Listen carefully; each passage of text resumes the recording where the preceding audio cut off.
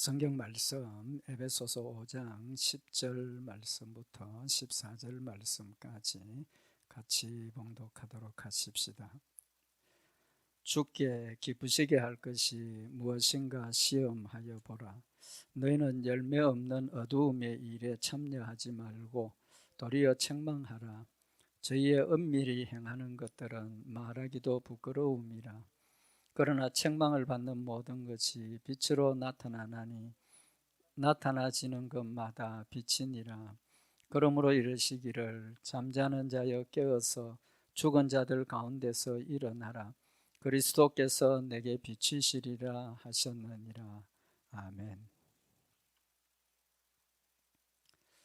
우리 그동안 성도들의 신앙생활, 하나님 기뻐하시는 그 신앙생활이 어떤 것인가 라는 내용을 구체적으로 여러 관점에서 우리가 상고를 했습니다.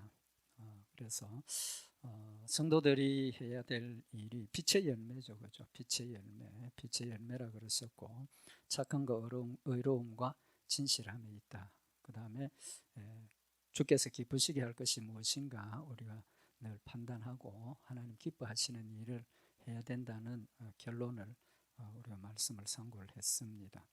11절 이하에 나타나는 말씀은 그동안 우리 믿음에 관한 이야기를 하셨는데, 이제는 선과 악, 믿음과 불신앙이라는 관점에서 악에 대한 우리의 자세, 믿음에 대한 우리의 자세를 상고를 했는데, 이제는 세상에 있는 그 악한 일에 대한 우리 성도들이 가져야 할 자세를 말씀을 하고 있습니다. 결론부터 먼저 말씀을 드리면 어두움, 열매 없는 어두움 일에 참여하지 말고 도리어 책망하라 라는 것입니다. 두 가지입니다. 참여하지 말고 책망하라, 두 가지를 우리에게 제시를 하고 있습니다. 그래서 우리 앞에 신앙생활 하면서 놓여지는 그런 일들이 말씀 가운데 분별하고 판단해서 하나님 기뻐하시는 일이 아니면 참여하지 말아야 되고, 당연히 참여 안 하죠, 그죠? 당연히 참여 안 하는데 참여하지 말고, 두 번째는 책망하라라고 말씀을 하셨습니다. 그 의미에 대해서 잠시 상고를 하도록 하십시다. 여기 특별히 어두움의 일, 불신앙의 일은 특징이 뭡니까? 열매가 없다 그랬습니다. 열매 없는 어두운 일에 참여하지 말라. 그래서 불신앙의 일은 믿음의 열매가 맺혀질 수가 없죠, 그죠? 당연한 이야기입니다, 그죠? 당연한 이야기인데 왜 열매 없는이라는 표현을 하셨겠습니까? 우리가 분별할 수 있다는 거죠. 이게 어두운 일인지 아니면 빛인지 우리가 분별할 수 있는 가장 큰 기준이 열매가 뭐냐는 겁니다. 우리가 하나님 말씀대로 순종하면 빛의 열매가 맺혀지고 선한 일을 하게 되고 사람들에게 아름답고 유익한 일이 되는데, 그게 아닌 것은 그런 열매가 없다는 거죠. 악한 열매가 맺혀지는데 그 악한 열매 대신에 선한 열매가 없는 어두움의 일이다, 이제 그렇게 표현을 하셨다고 생각이 되어집니다. 그래서 어두움의 일은 열매가 없다라는 의미를 우리에게 말씀을 하시죠.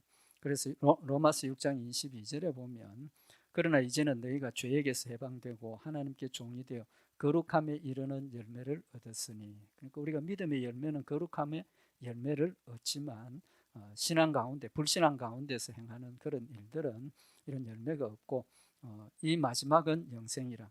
그래서 믿음의 열매의 결과는 영생이 있다는 사실을 말씀을 하셨는데, 어두운 일은 빛의 열매가 전혀 없다. 그러니까 빛의 열매는 사람들에게 유익하고 아름다운 것이라면, 반대로 생각을 하면 악한 일은 아름답지 않는 일이고 유익하지 않는 일, 다른 사람들의 해가 되고 또 하나님의 영광을 가리우는 그런 일이라는 사실을 아울러서 이야기를 하시는 말씀입니다. 그 다음에 이제 이런 어두움 일을 우리가 분별을 했으면 어떤 태도를 가져야 하냐는 거죠. 참여하지 말라는 겁니다. 참여한다는 것은 동참한다는 의미죠. 그래서 고린도전서 5장 9절에 보면, 내가 너희에게 쓴 것에 음행하는 자들을 사귀지 말라 하였거니와, 여기서 사귀지 말라라고 표현을 하셨습니다. 동참한다는 의미를 사귄다는 뜻으로 풀어주신 거죠. 특별히 여기 음행하는 자들이라는 것은 불신앙을 의미하는 거죠. 성경에 하나님을 사랑하고 하나님을 따라가는 것은 하나님과 혼인관계에서 아내로서 열심히 따라가는 것이고, 우상을 섬기는 것은 남편 버리고 딴 데 가는 이제 그런 음행에 대해서 비유를 들어서 말씀을 하시는 겁니다. 여기 참여하지 말라는 의미를 우리가 좀 정확하게 알 필요가 있는데, 참여하지 말라는 의미는 여기 고린도전서 5장 9절에 사귀지 말라라고 표현을 했는데, 동참한다는 것은 함께 간다는 거죠. 그런 의미인데, 그 말씀은 그들하고 단절하라는 뜻은 아니라는 겁니다. 무슨 말이냐 하면, 우리 성도들이 거룩함을 지키기 위해서 세상하고 단절하고 격리된 생활을 하는 그런 극단적인 경우도 있습니다. 그죠?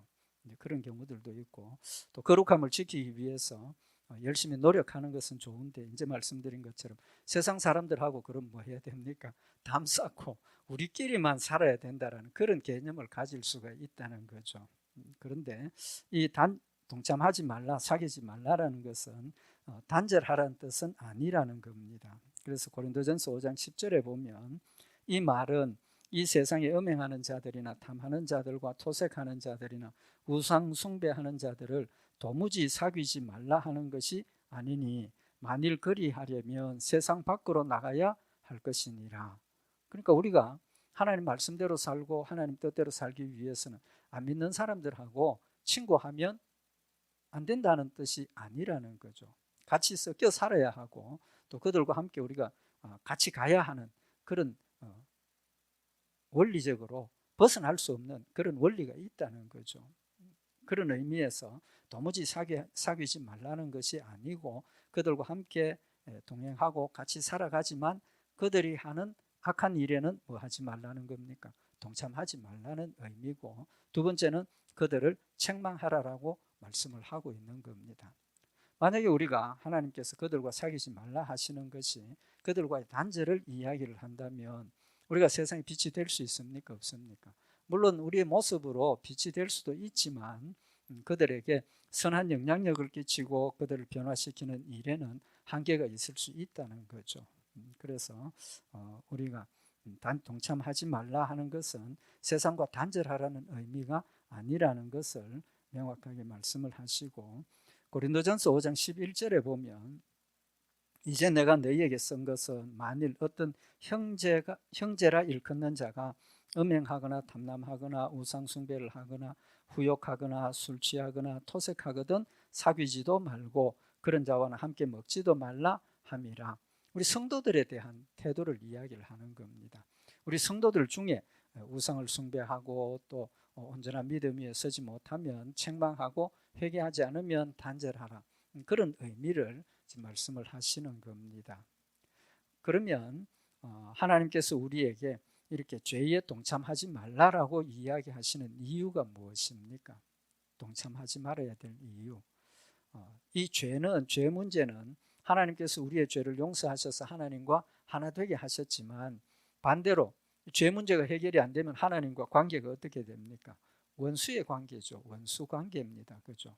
그래서 하나님께서 우리가 죄에 동참하지 말라라고 하시는 것은 하나님과 관계를 유지하기 위해서는 필수적으로 죄에 동참하지 않아야 된다, 그런 의미를 말씀을 하시는 겁니다. 그래서 시편 66편 18절에 보면, 내가 내 마음에 죄악을 품으면 주께서 듣지 아니하시리라.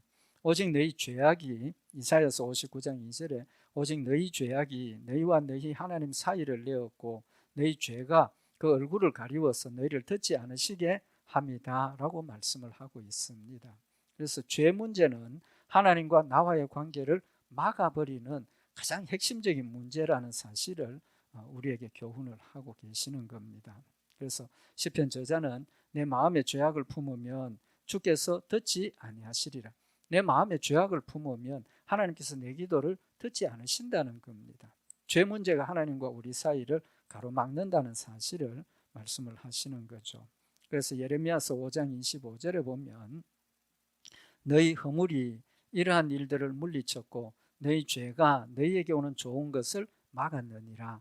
라고 말씀을 하고 있습니다. 그래서 죄 때문에 하나님 우리에게 주시는 좋은 것들이 막혀지고 우리까지 오지 못하는 그런 일들이 있다는 겁니다. 왜 그렇습니까? 우리가 죄를 범하면 하나님께서 우리의 죄를 깨우치기 위해서 책망도 하시고 때로는 징계도 하시고 그런 과정에서 우리가 받지 않아도 될, 당하지 않아도 될 그런 고난과 고통을 당할 수도 있다는 사실을 말씀을 하고 있는 겁니다. 심지어 이사야 59장 1절에 보면 여호와의 손이 짧아 구원치 못하심도 아니요 귀가 둔하여 듣지 못하심도 아니라 오직 너희 죄악이 너희와 너희 하나님 사이를 내었고 너희 죄가 그 얼굴을 가리워서 너희를 듣지 않으시게 함이다 라고 말씀을 하고 있는 겁니다. 죄 문제가 그만큼 중요하고 또 핵심적이라는 사실을 말씀을 하시는 거죠. 사실이죠. 우리가 예수 믿고도 죄를 범하게 되지만 그 죄들은 예수를 믿는 그 순간부터 하나님께서 과거의 죄, 현재의 죄, 미래에 지을 죄까지 다 용서하셨다는 관점에서 하나님과 우리의 관계가 영적인 소통이 이루어지는 거죠. 그래서 하나님께서 이 죄 때문에 하나님과 우리와의 관계가 단절된다라는 사실을 자꾸 깨우쳐 주시는 이유가 무엇입니까? 그래야 죄를 멀리할 수 있다는 거죠.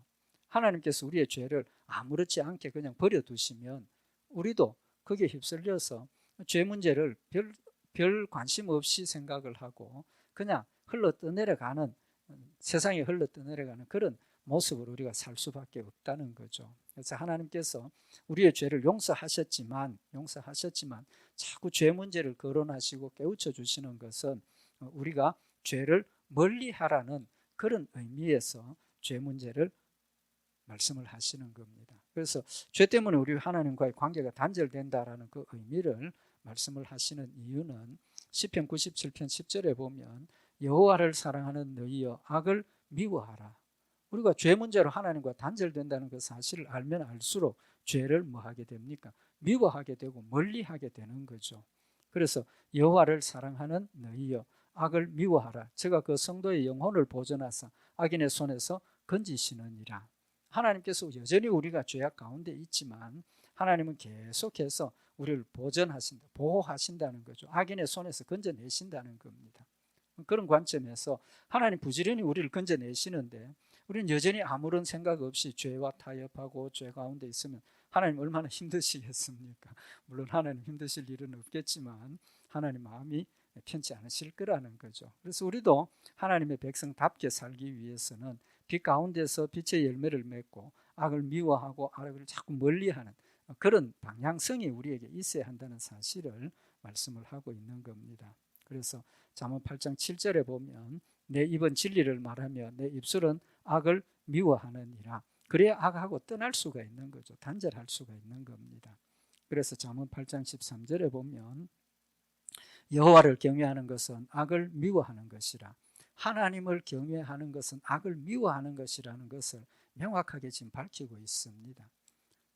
그래서 하나님과 세상을 같이 섬길 수 있다 그랬습니까? 없다 그랬습니까? 섬길 수 없다 그랬죠. 두 주인을 섬길 수 없다 그랬습니다. 그래서 우리는 명확하게 하나님의 자녀가 되었고 하나님을 경외하고 하나님을 섬기는 자이기 때문에 세상의 것을 미워해야 된다는, 또 미워할 수밖에 없다는 사실을 밝혀주고 계시는 말씀인 겁니다. 그래서 그 어두운 일에 참여하지 말라라고 말씀하시는 것은 단순히 참여하지 않는 게 아니라 미워하라는 겁니다. 그래야 우리가 실수할 수도 있고 때로는 넘어지기도 하지만 그래야 자꾸 멀리할 수 있는, 단절할 수 있는 그런 은혜를 우리가 가질 수 있다는 거죠.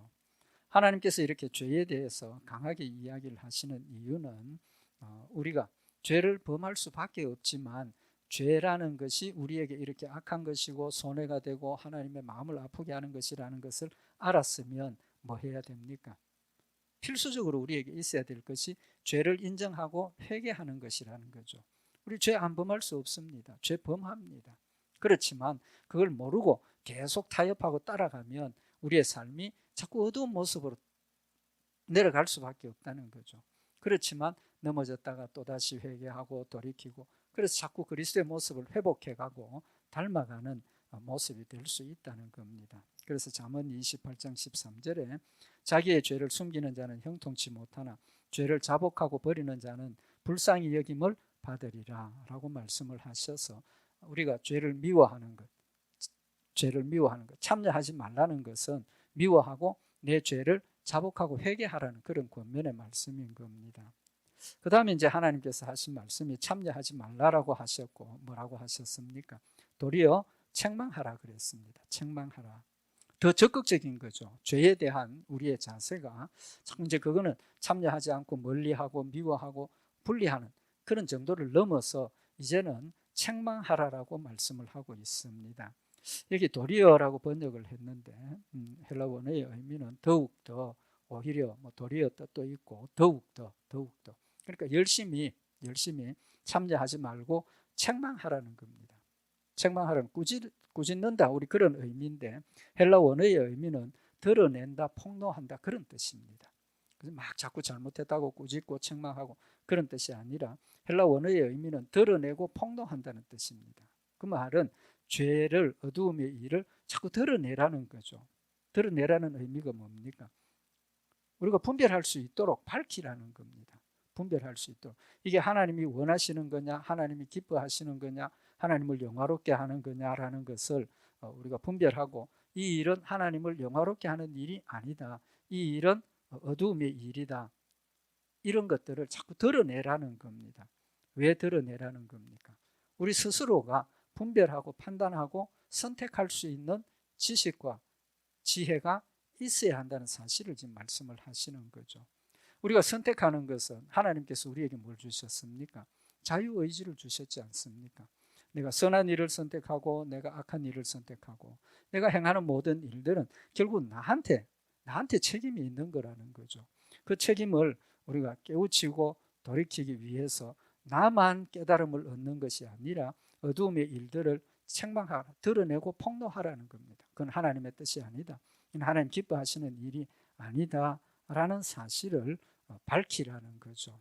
그래서 정죄한다는 의미가 아니라 그 의미가 하나님을 기쁘시게 하는 것이 아니라는 사실을 밝혀서 그런 일을 앞으로도 하지 않도록 권면하기 위한 그런 목적이 있습니다. 그래서 요한복음 3장 19절에 보면 그 정죄는 이것이니 곧 빛이 세상에 왔으되 사람들이 자기 행위가 악함으로 빛보다 어두움을 더 사랑한 것이니라. 악을 행하는 자마다 빛을 미워하여 빛으로 오지 아니하나니 이는 그 행위가 드러날까 하며 진리를 쫓는 자는 빛으로 오나니 이는 그 행위가 하나님 안에서 행한 것임을 나타내려 함이라 하시니라. 여기 어두움에 있는 사람들에게 빛을 비추어 주는 그 이유가 또 어두움에 있는 사람들이 빛으로 오지 않는 이유가 자기 어두움이 자꾸 드러나기 때문에 피한다는 거죠. 그럴수록 그들에게 어두운 일을 밝혀주어서 스스로 어두움에서 벗어날 수 있도록 하기 위한 그런 하나님의 사랑의 역사라는 사실을 우리에게 말씀을 하시는 겁니다. 그래서 책망하라는 뜻은 명확하게 드러낸다, 폭로한다 그런 뜻이라는 것 우리가 한 번 더 마음에 새기는 시간이 되면 좋겠습니다. 그러면 여기 어두운 일을 참여하지 않는 것은 이제 말씀드린 것처럼 그들과 함께 섞여 살면서 하나님의 영광을 드러내는 것인데 책망의 대상은 누굽니까? 모두입니다. 믿는 사람이나 믿지 않는 사람이나 모두가 다 책망의 대상입니다. 그러니까 하나님이 살아계심을 예수 믿는 성도들에게만 전하고 하나님이 살아 역사하신다는 사실을 예수 믿는 성도들에게만 밝히는 것이 아니라 믿지 않는 자들에게도 하나님의 존재를 우리의 삶을 통해서 보여주고 또 우리의 믿음을 그들에게 보여주어서 그들이 믿지는 않지만 하나님이 있는가 보다 그런 생각은 할 수 있도록 돕는 그런 의미가 되어진다는 겁니다. 그래서 이 책망의 대상은 믿는 우리 성도들뿐만 아니라 믿지 않는 자들 모두가 책망의 대상, 드러냄의 대상이 된다라는 사실을 말씀을 하고 있는 겁니다. 그래서 요한복음 17장 11절에 보면 예수님께서 자신이 이제 죽으시고 하나님께로 갈 시기가 되어서 하나님 앞에 기도하시는 내용이 있습니다. 나는 세상에 더 있지 아니하오나 저희는 세상에 있사옵고 나는 아버지께로 가옵나니 거룩하신 아버지여 내게 주신 아버지의 이름으로 저희를 보전하사 우리와 같이 저희도 하나가 되게 하옵소서. 하나님께서 택한 백성들을 아버지의 이름으로 보전해달라고 기도하고 계시는 겁니다. 보전해달라. 그래서 내가 저희와 함께 있을 때 내게 주신 아버지의 이름으로 저희를 보전하와 지켰나이다. 그 중에 하나도 멸망치 않고 오직 멸망의 자식뿐이오니 이는 성경을 응하게 함이니이다. 그래서 예수님께서 12제자를 택하셨고 그 12제자 중에 한 사람 가룟 유다만 빠져나갔고 나머지 11제자들을 보전하고 지켰다라는 사실을 말씀을 하고 있습니다. 그래서 그 보전해달라는 의미가 뭐냐 하면 세상에 속하지 않았기 때문에 하나님께서 믿음을 주셔서 믿음을 지킬 수 있도록 해달라는 그런 기도의 의미라는 사실을 예수님께서 밝히십니다. 그래서 요한복음 17장 15절에 이어서 말씀하시는 것이 내가 비옵는 것은 저희를 세상에서 데려가시기를 위함이 아니요 오직 악에 빠지지 않게 보전하시기를 위함이니이다. 앞에서 우리 말씀을 상고했던 것처럼 우리가 세상 사람들하고 단절하고 우리끼리만 살도록 하신 게 아니고 세상 가운데서 살도록 하셨다는 겁니다.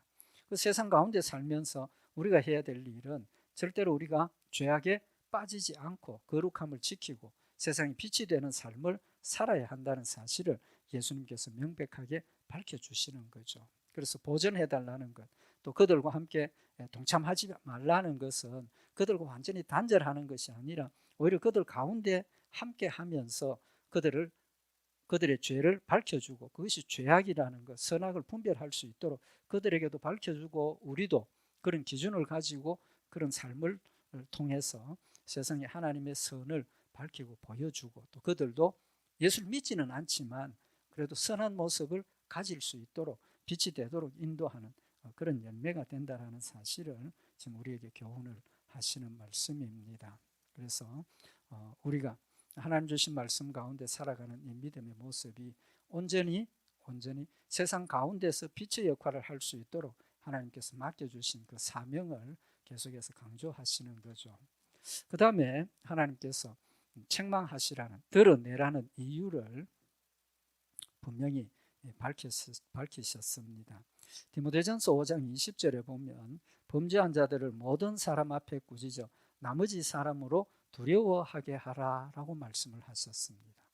드러내는 목적, 어두움의 일을 드러내는 목적은 부끄럽게 하기 위한 것도 아니고 그 사람을 창피 주기 위한 것도 아니고 그 사람을 정죄하기 위한 것이 아니라 이제까지 말씀드린 것처럼 이것이 죄라는 사실을 명확하게 밝혀서 나머지 사람들도 이게 죄구나, 죄의 삭은 사망이라 하셨다, 지옥 가는 거구나 두려워할 수 있도록 하라는 겁니다. 그래서 그 꾸지점을 들은 사람도 두려워하고 또 다른 사람들도 그걸 보고 두려워한다는 것은 어떻게 됩니까? 결과가 어두움에서 벗어날 수 있다는 거죠.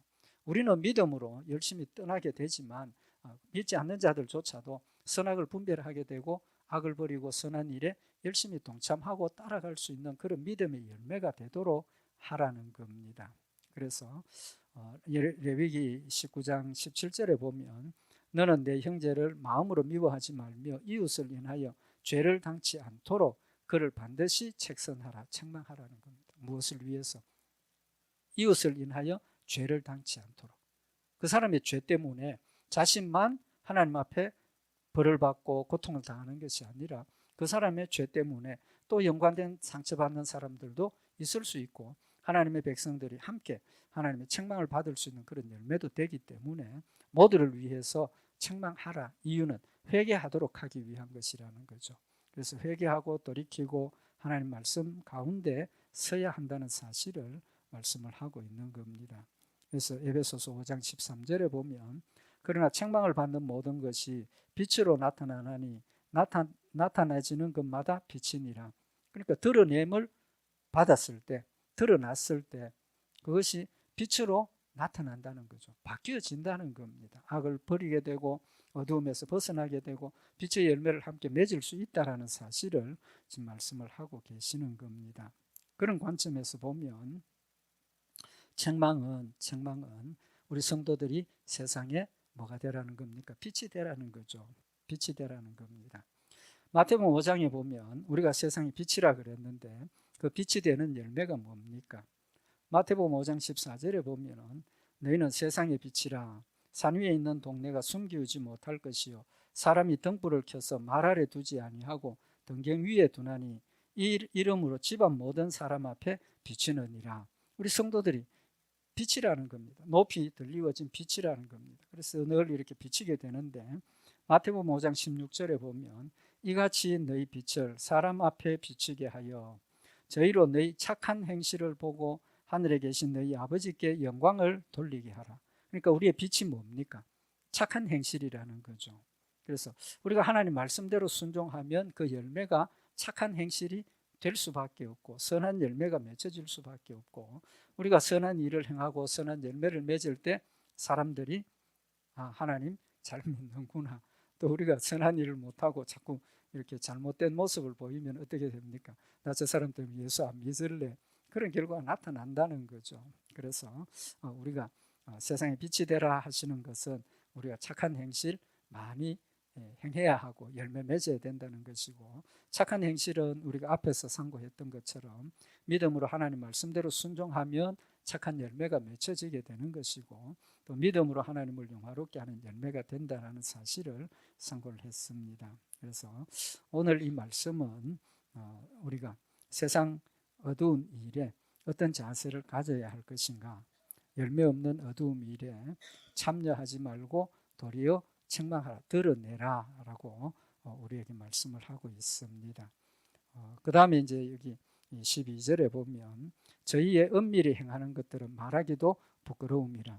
이 어두움의 열매의 특징이 아까 열매 없는 것이라 그랬는데 은밀히 행하는 것들, 앞에서 어두움에 행하는 일이라는 것은 그들이 하는 일이 스스로도 안다는 거죠.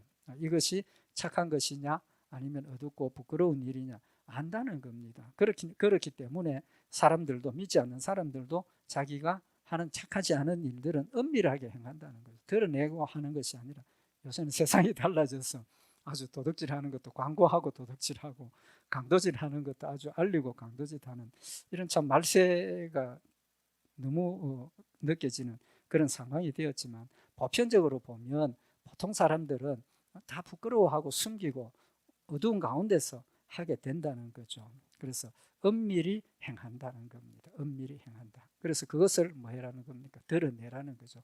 은밀한 가운데 있는 걸 드러내면 부끄러워할 수 있고 양심의 가책을 받고 돌이키게 되는 이제 그런 열매를 말씀을 하시는 겁니다. 그래서 은밀히 행하는 것들은 말하기도 부끄럽다. 말하기도 부끄럽다.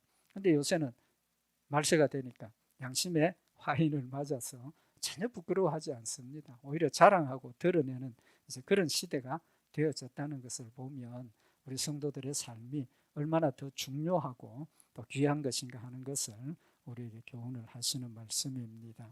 우리 오늘 이 말씀 다시 한번 마음에 새겨서 어두운 일에 대한 우리의 자세, 참여하지 말고 드러내고 또 그것을 회개하고 돌이키는 이제 하나님이 원하시는 자세를 다시 한번 마음에 새겨서 우리가 정말 하나님께서 세워주신 세상의 빛이요 소금인 역할을 잘 감당하는 우리 믿음의 역사들이 있기를 바랍니다. 기도드리십시다.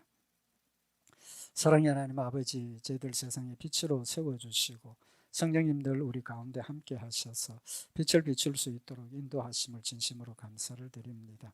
그러나 아직도 저희들 연약하고 부족하여서 온전한 빛이 되기보다는 때로는 타협하고 때로는 굴복하고 은밀한 가운데 어두운 일에 동참하기도 하는 어리석은 모습임을 주님 앞에 고백합니다.